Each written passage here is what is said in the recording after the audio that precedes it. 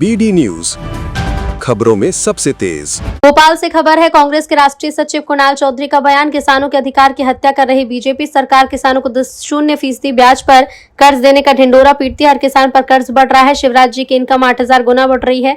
शिवराज जी के परिवार सीधे जुड़े लोगों की इनकम बढ़ी। किसान की आय लगातार घट रही है। किसानों के जले पर नमक छिड़कने का काम बीजेपी करती है। उन्होंने कहा कि एक बड़ी साजिश की जा रही, जिसके तहत अब तक का गेहूं नहीं खरीदा जा रहा।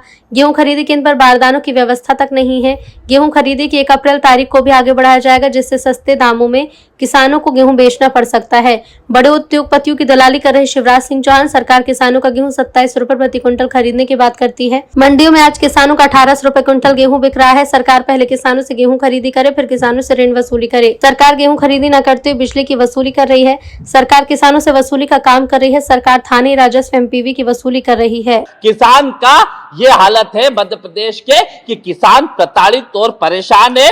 आज इसी मुद्दे को लेके आपके बीच में आना हुआ था कि सरकार गेहूं की खरीदी की जगह वसूली शुरू कर दी।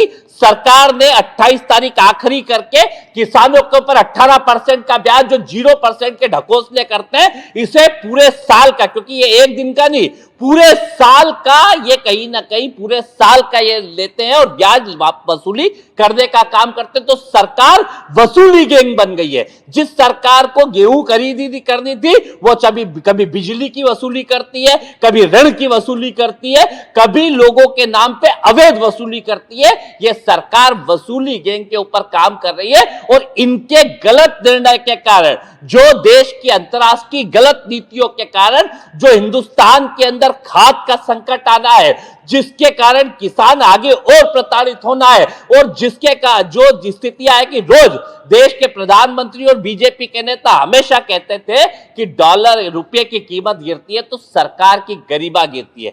हम भी तब सही बात कहते थे कि यह बात सही है, क्योंकि अगर 1 रुपया कीमत बढ़ती है डॉलर के मुकाबले हमारी, अगर 90 से 91 पहुंचती है, तो लगभग 72,000 करोड़ का नुकसान बिगर कुछ लिए, बिगर कुछ दिए हिंदुस्तान को होता है।